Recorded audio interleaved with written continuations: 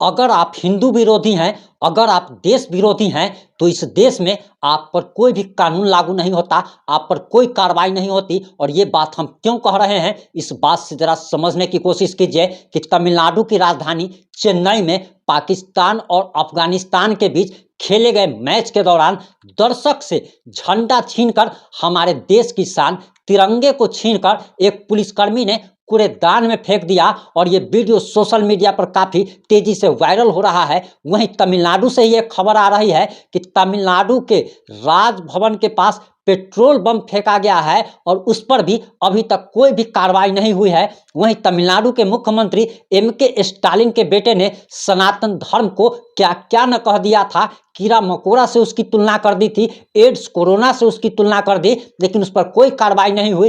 हालांकि पूरा मामला क्या है, पूरा मामला इस 3 से 5 मिनट की रिपोर्ट में हम आपको बताने वाले हैं, जिसे सुनने के बाद आपको लगेगा कि अगर आप देश विरोधी गतिविधियों में लिप्त है, अगर आप हिंदू का विरोध अगर करते हैं, तो आप पर इस देश में कोई भी कानून की धारा आप पर लागू नहीं होती, आप पर कोई भी कार्रवाई नहीं हो सकती।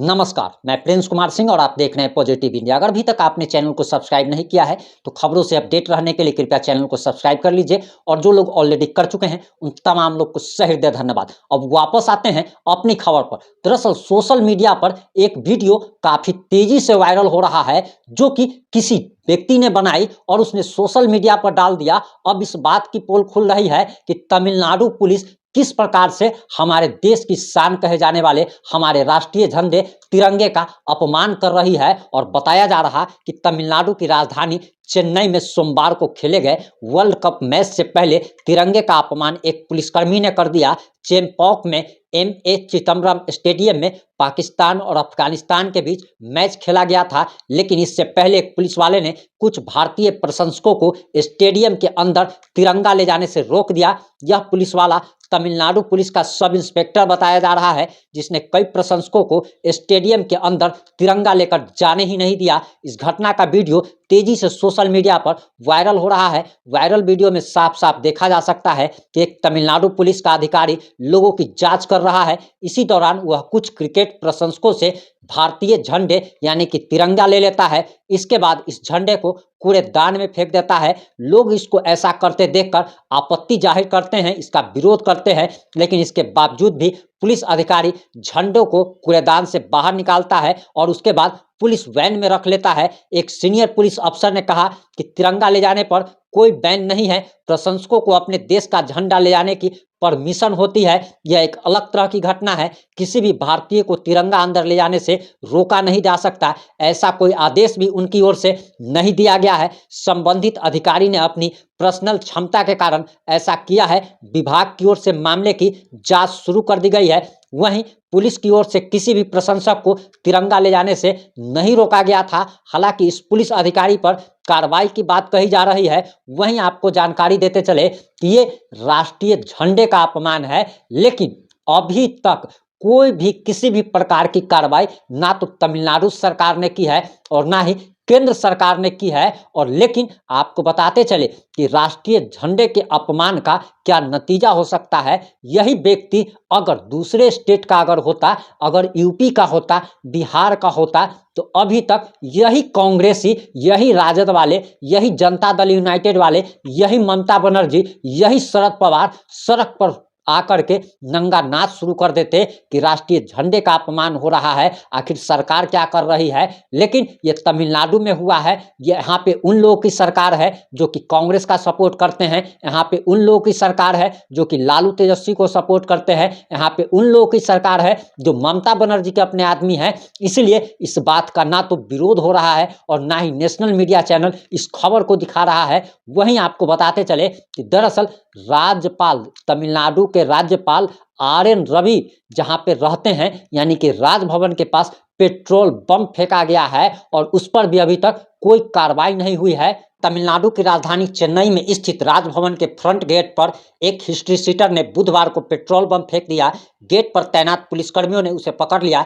इस दौरान उसने तमिलनाडु के राज्यपाल आर.एन. रवि के खिलाफ नारेबाजी भी की। आरोपी की पहचान करुक्का विनोद के तौर पर हुई है। बताया जा रहा कि वह एंटी नीट बिल पर गवर्नर की ओर से साइन नहीं करने को लेकर नाराज था, जो कि कुछ महीने पहले ही राज्य विधानसभा में पास हुआ है। वह बहुत बड़ा हिस्ट्री सीटर भी बताया जा रहा है। वहीं आपको बताते चले कि दरअसल मनीष कश्यप का मामला आप सभी को याद होगा, आप सभी को पता होगा कि मनीष कश्यप के मामले में क्या किया गया था। उसी तमिलनाडु में उस पर एनएसए लगा दिया गया था। एनएसए लगाने का मतलब ये होता है कि आपने राष्ट्रद्रोह किया है, लेकिन उस पुलिसकर्मी पर आखिर राष्ट्रद्रोह का केस उस पर एनएसए क्यों नहीं लगाया गया?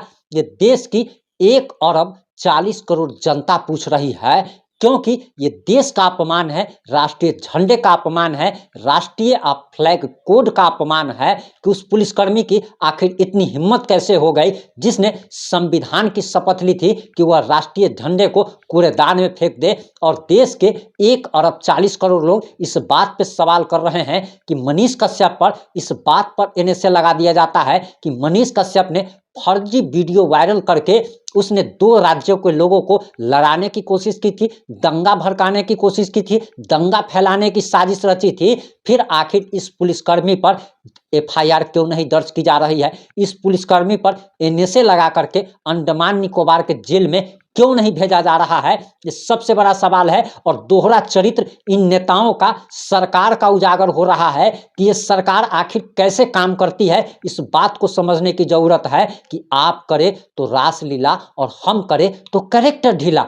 फर्जी वीडियो वायरल मामले में अब तक एक भी कोई भी दंगा नहीं हुआ था, लेकिन मनीष कश्यप पर काफी गंभीर आरोप लगाए गए। लेकिन इस बात को जरा समझने की जरूरत है कि जिस प्रकार से राष्ट्रीय झंडे का अपमान किया गया है, इससे पूरे देश में आग लगने की संभावना है। और पूरे देश में जब आग लगने की संभावना है तो फिर आखिर उस पुलिसकर्मी को ना तो अभी तक सस्पेंड किया गया है, ना तो उस पर एनएसए लगाया गया है, और ना ही भविष्य में ऐसा लग रहा है कि उस पर कोई कार्रवाई होगी। वहीं तमिलनाडु में ही एक हिस्ट्री सीटर जिसके ऊपर न जाने कितने सारे आपराधिक मामले दर्ज है, वो उसकी इतनी ज्यादा हिम्मत हो जाती है कि राजभवन के पास जाकर के वो पेट्रोल बम फेंकने का आप कह सकते हैं कि साहस जुटा लेता है। और आखिर इतना बड़ा साहस एक हिस्ट्री सीटर को कैसे आ गया? और सबसे बड़ी बात तो यह है कि राजभवन के पास ऐसी सुरक्षा व्यवस्था में कहीं ना कहीं खामी थी कि राजभवन के पास एक हिस्ट्री सीटर पहुंच जाता है, वहां पर पेट्रोल बम फेंकता है,